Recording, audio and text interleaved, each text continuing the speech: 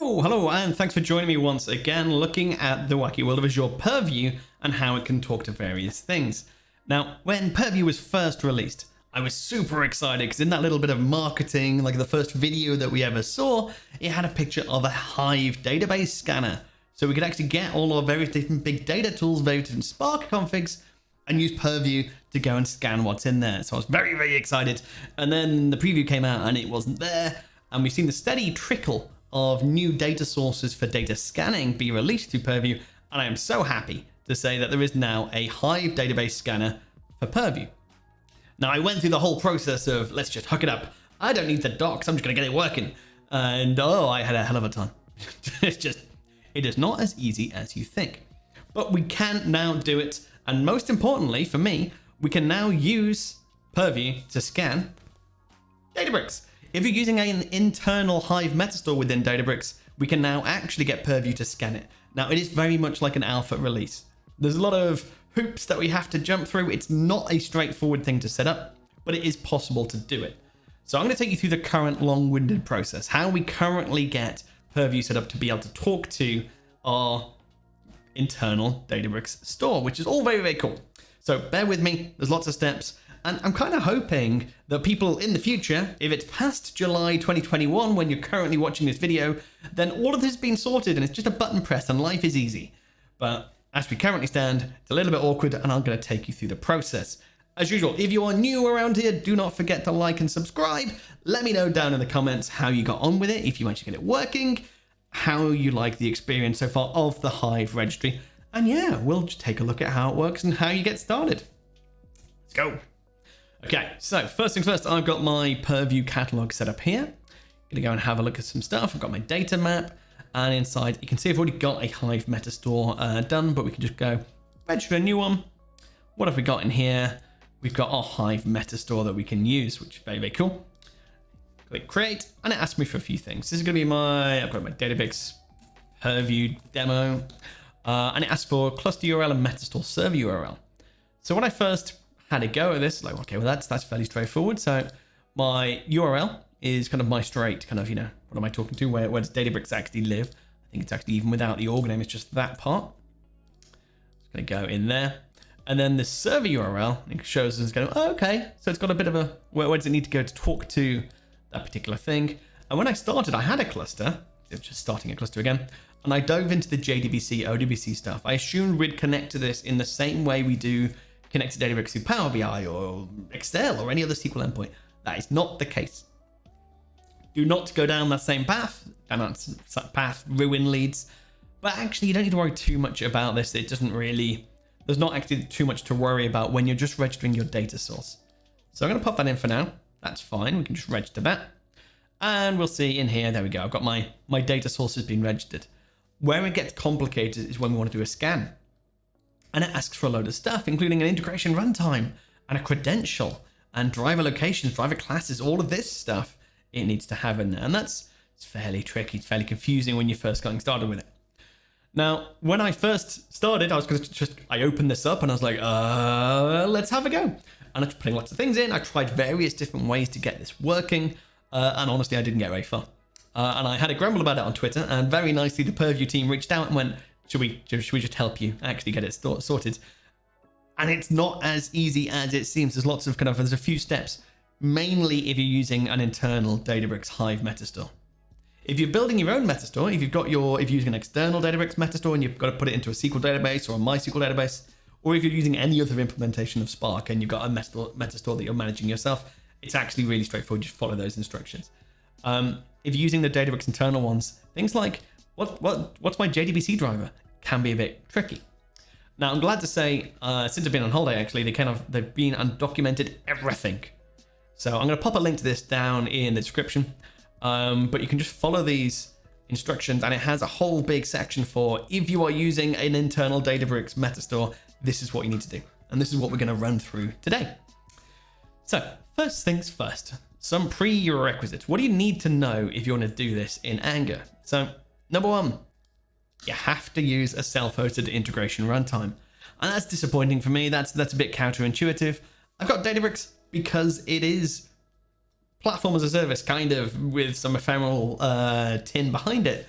but it is a first-class Azure citizen. I should be able to call it from any other Azure PaaS service. So the fact I need a self-hosted integration runtime is a little bit annoying. It's a bit disappointing. Now, the reason why we need to do it is there's a load of installs that we have to do. So we need to make sure that the Java development kit's there, Visual C++. We need to install a custom driver. And if you're installing custom drivers, that's much harder to do as a PaaS, platform as a service kind of thing.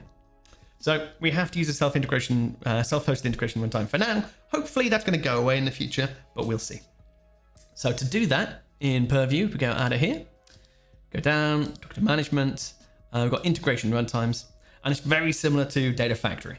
So I want to create a new integration runtime, self-hosted, give it a name, and then that's going to give me a link to download a local application. Now I can do that on my own PC. In this case, I'm just using my personal work PC, or I can do it on an Azure VM, on a dedicated server, wherever I need this gateway to live. And then once that's installed, it'll ask for a key so it can sync up the little gateway client, which whatever server I'm using, Data Factory, Purview, whatever's using this gateway. And in this case, you pop that in and it syncs up. So I've got my integration runtime knocking around.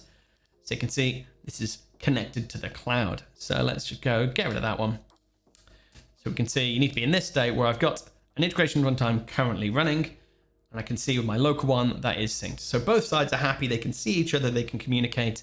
So now when Purview needs to do a scan, it's going to talk to my local PC and tell my local PC to do that scan and send Purview the results. Okay, so that's done. Purview's happy. It's got an integration runtime. Okay, next bits. So we need that Java development kit. Now, be aware there are licensing things here. So because I am doing this for personal and development use, I'm just doing this as a quick POC to see if this works, then it's absolutely fine. Just go for it.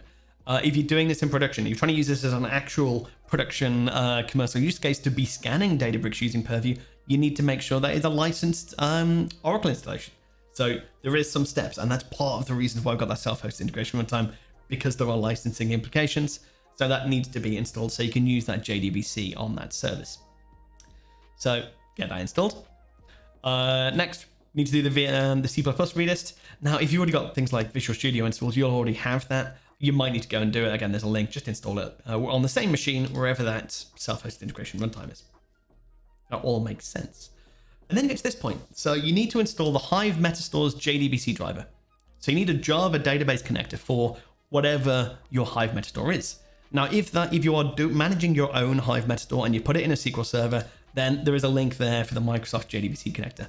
That is not the one that we need to use if we're using an internal Databricks Metastore.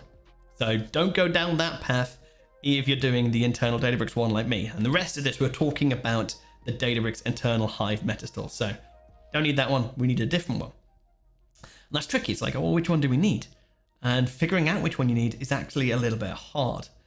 So we'll go through the rest of the stuff. So this step we've already done, registering that Hive Metastore as an actual thing. It tells you kind of, you go and get that bit. So we've got that workspace ID. We've got the workspace ID with the Jdbc Spark connector. That's all fine. And that leads us to where we are now. So creating and running a scan, that's where we need all that extra information. So this is good. It goes through all the different bits. So the integration runtime, the fact that we need a credential. It's like, a credential? What's my username and password? And again, when I first opened this, I thought, well, it's going to be the same as every other Databricks. I'm going to need a Databricks personal access token, and I'll configure it the same way I connect with Power BI. No, that's not how it works. That does not work. So we actually need to work out not how things can talk to my cluster, but how my cluster connects to the Hive Metastore. So it's a different set of credentials and connectivity we're trying to set up. And there's a little bit of info here that tells you how to get at that underlying info. So on a Databricks cluster that's turned on, you need to go to apps and you need to launch the web terminal. This loads up a bash shell terminal where you can actually then go and query some of the underlying settings of that driver. And then there is a commandlet, which is going to give us loads of good info. So let's go have a look at that. So my cluster's now turned on. I can go to apps and I can see that web terminal's ready to start. If you don't see that, so if that button is disabled, go into your admin console, you've got workspace settings, and then down here, you've got web terminal enabled. So that is disabled by default. So you need a Databricks admin to be able to go in, turn this on for you, and then you can get at all this config detail. So you can't do this without being able to get at that information. Okay, As I do, I can launch my web terminal. Going to give me this shell command, and I can go paste in that commandlet. Go give me some info, and then it gives me all this XML, which is actually all of the real connectivity. This is how my cluster knows how to connect to that internal Hive Metastore. So when I've got my cluster, and I go on data, and I see these things, I see my different databases, and I see different tables underneath it. That is my cluster querying this internal Hive Metastore via these connectivity details. Okay, so that's what we're trying to do. I want to register these things in Purview. So let's have a look at what we've got. So we can see the connection URL. We can see how this is going off and connecting through into it.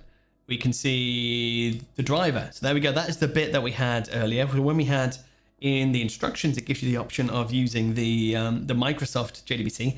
We're not doing that. We need a MariaDB driver to do this. So I had to go off onto the internet, Google around, and find, so locally on my PC, in C jars, wherever you want to put it, I've got this little file, this MariaDB Java client.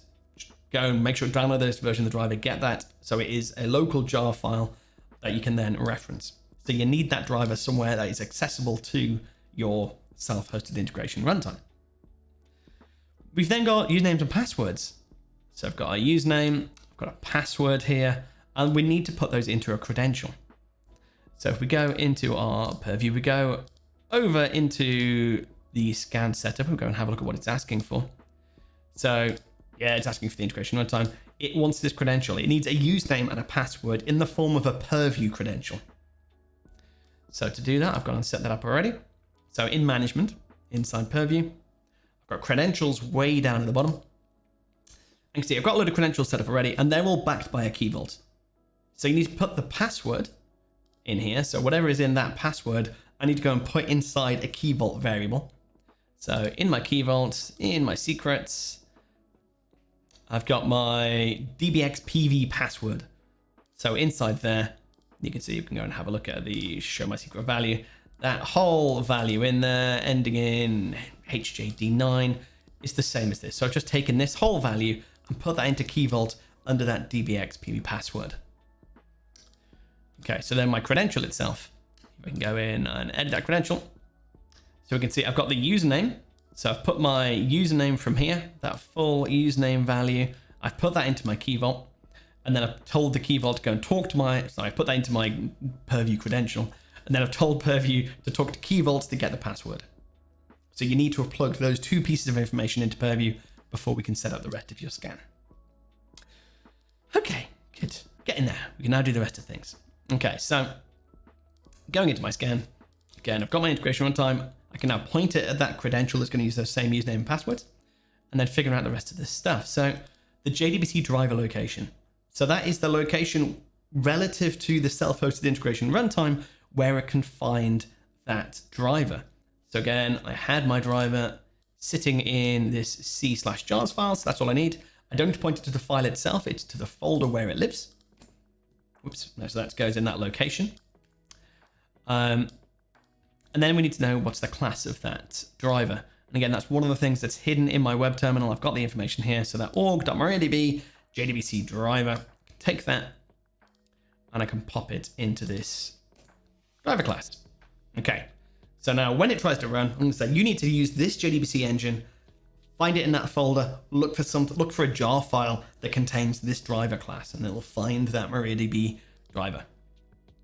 Okay, then the Jdbc URL and the database name. So again, going back into my terminal, my connection URL is this big old thing. I can grab that and I can pop that into here. Now we're going to come back to that in just a second. There's some more stuff we need to do there.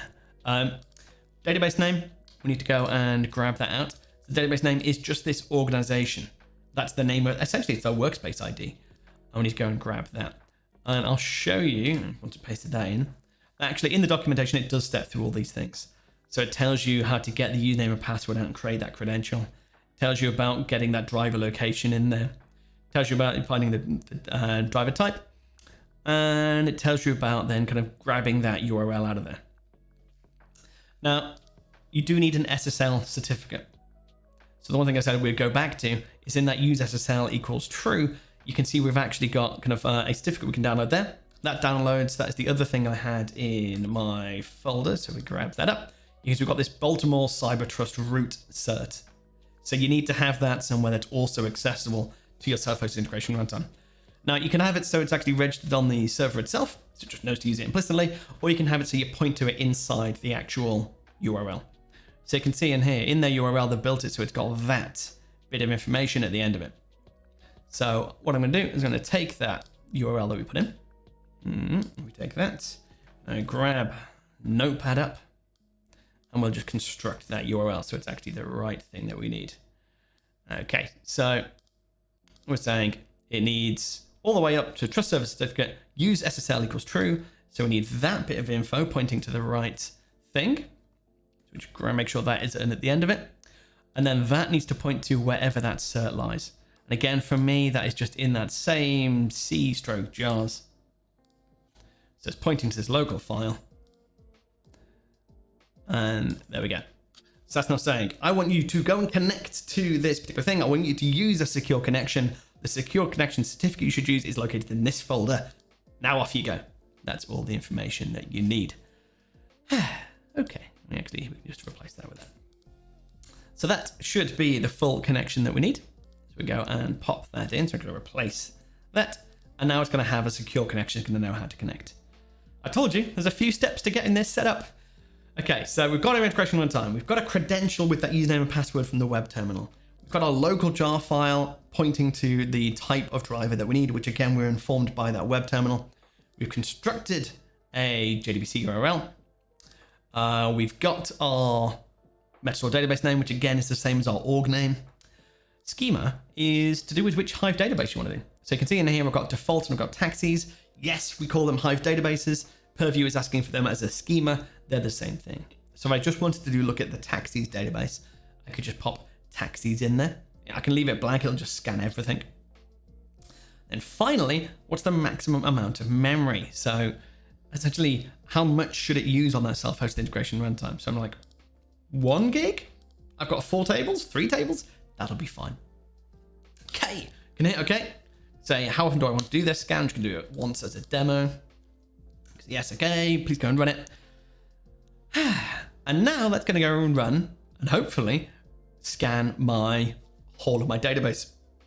Well, all the databases within that particular Databricks workspace. Whew. Cool. All right, so I'm going to view details. That's going to take a little while. So it's going to take a few minutes before it kicks off. So while we're doing that, we'd actually go and have a look at some of the things I've scanned already. So inside Advancing Catalog, I've already got a separate one that I'd set up and scanned. So you can see in there, I've got Hive and that's got some assets inside it. So of type Hive, I can see it's got a Databricks workspace. This is one of the workspaces that I've already registered. And in there, I only scanned one schema, and that's my AdventureWorks. And I can see I've got a whole bunch of things. Load of Hive tables, load of Hive views, and I can dig into it and say, well, address, that's a Hive table. I can see where it lives in there. I can see some properties about it. It gives me the breakdown. It gives me the Spark struct, which is actually quite cool. It's useful having access to that. If I'm going to potentially start querying this to use as a metadata store for some engineering, really useful to have that in there. It gives me the breakdown of schema, which again goes to the classifiers. So I'll have classifications, I can have glossaries, I can do all that kind of good stuff. Same as any other Purview scanned source. Lineage, let's go on something that has lineage. If I go on my product summary, if I go on a view, so I can see information about that view. Again, I can see how it's built, I can see all the stuff inside it.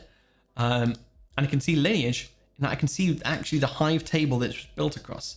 So it's quite nicely, it's pulled out that relationship between a Hive table and any Hive views that are built on top of it.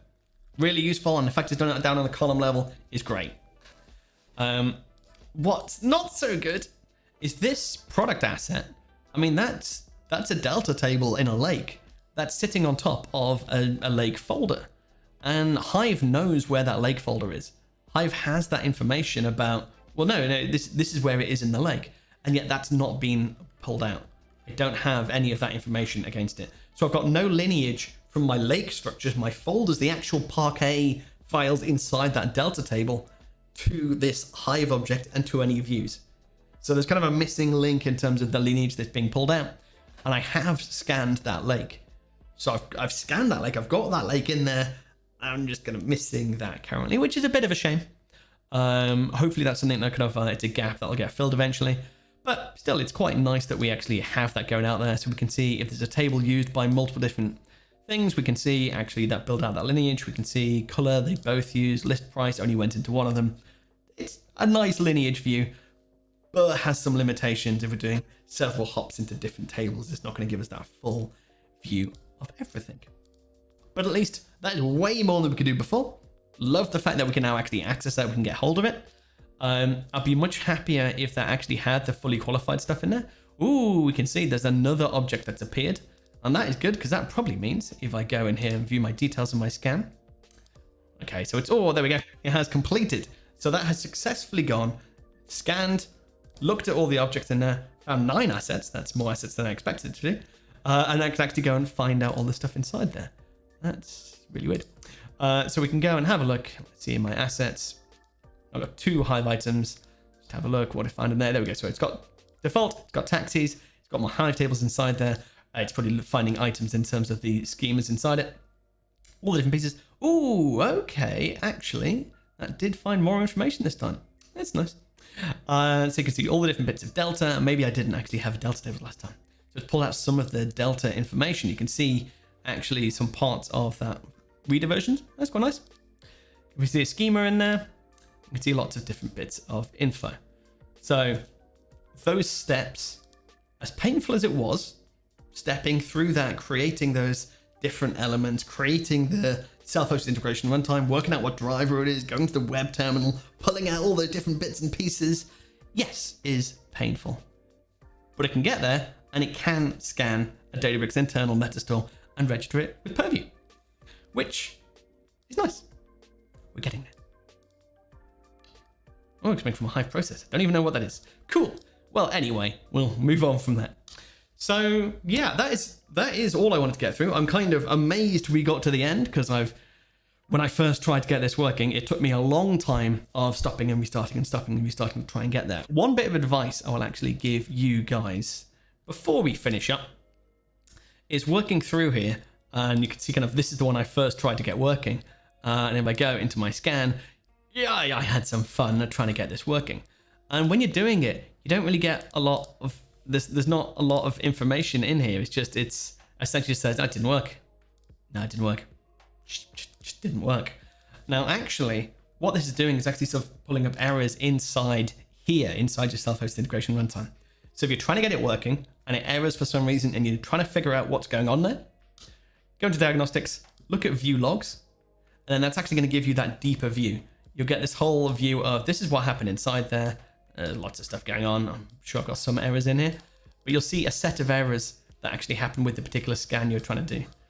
Oh, this just is pretending it's never broken. Well, that's nice.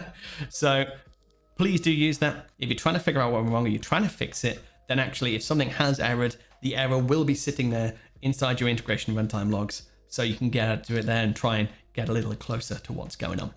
So pinch of salt, load of steps, drivers, perms, certificates, all of that kind of stuff does need to come together to get it to work. But at the end of the day, you can now at least prove out the fact that you can scan a Databricks internal Metastore using Purview. Whew. See, I told you it'd take a while. I told you there's lots of steps in there. And I really, really hope that this video is basically obsolete before all people coming back and watching it. But for now, that's how we get started. Let me know how you get on. As always, don't forget to like and subscribe, and I'll catch you next time I have some other weird and wacky thing to dig into. Cheers.